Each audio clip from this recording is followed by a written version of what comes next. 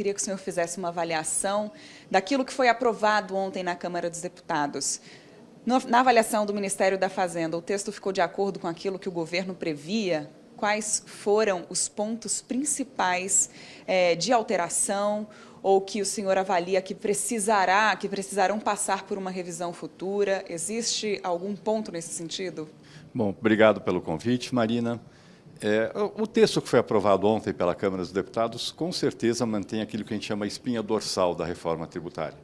A base da reforma tributária, que é não cumulatividade plena, tributação no destino, um sistema muito mais simples do que o atual, está absolutamente preservado no texto que foi votado nas duas casas.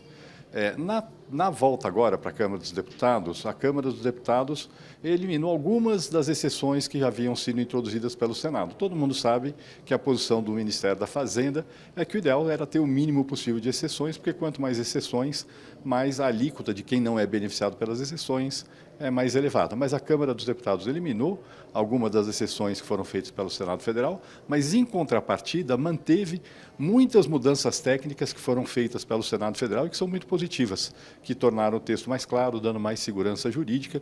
Então, eu acho que o resultado final foi muito positivo. A gente teve a aprovação do texto, mas sabemos que daqui para frente outros passos importantes têm de ser dados. Como é que o Ministério da Fazenda está trabalhando com as próximas etapas? Por exemplo, com a operacionalização dessa reforma, né? A gente tem um sistema de cashback que deve ser implementado. Tecnicamente falando, como é que estão esses processos? Já estão trabalhando juntos a União, os estados e os municípios nesse processo, não só operacional, mas inclusive de elaboração da regulamentação da reforma tributária. Eles têm lá, os estados e municípios já criaram o que eles chamam de um pré-comitê gestor. O comitê gestor ainda vai ser formalizado no ano que vem. A criação dele, temporária, em 2025, já consta do projeto aprovado ontem pela Câmara, mas os técnicos já estão trabalhando tanto na parte da regulamentação quanto na parte operacional da reforma tributária. Tem muitos grupos de trabalho atuando em paralelo nesse processo. É um trabalho grande, mas nós estamos muito confiantes que ele vai ser finalizado a tempo até o ano de início de 2026, quando inicia o período de teste. Secretário, o senhor está dedicado a esse texto, a essa matéria, há mais de uma década. É chamado de pai, né, da reforma tributária, teve que dividir essa paternidade em alguns momentos, mas qual que é a avaliação final que o senhor faz? É um sentimento de alívio, de certa forma, ver essa matéria finalmente aprovada e de satisfação para o futuro da economia do Brasil, das normas tributárias? Bom, primeiro que não é um trabalho individual, é uma construção coletiva, a reforma tributária, tanto do ponto de vista técnico, muita gente envolvida na elaboração desse projeto e na regulamentação, então nem se fala, tiveram mais de 300 pessoas da União, Estados e Municípios trabalhando no projeto de lei complementar que acaba de ser aprovado na Câmara dos Deputados. Então não é um projeto coletivo do ponto de vista político.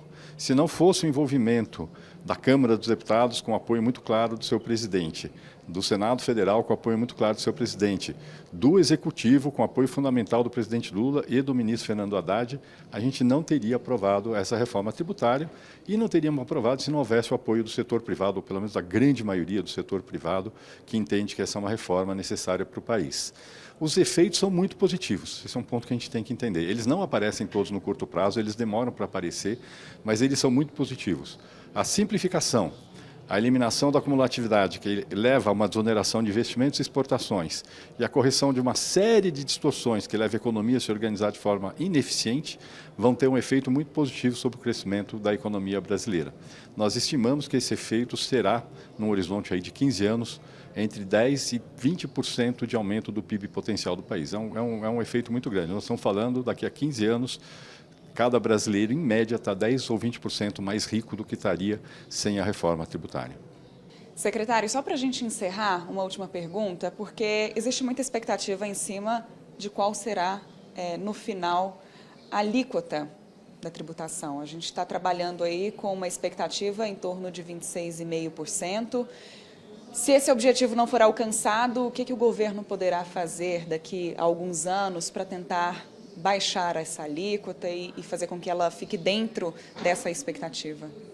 Bom, o projeto de lei complementar que foi aprovado ontem na Câmara dos Deputados, ele determina que em 2031, ainda durante a transição, porque a transição termina em 2033, em 2031, no início de 2031, os cálculos sinalizarem que a alíquota em 2033 ficará acima de 26,5%, o Poder Executivo tem que enviar para o Congresso Nacional um projeto de lei complementar reduzindo benefício, reduzindo exceções, e se esse projeto for aprovado, a alíquota ficaria em 26,5%.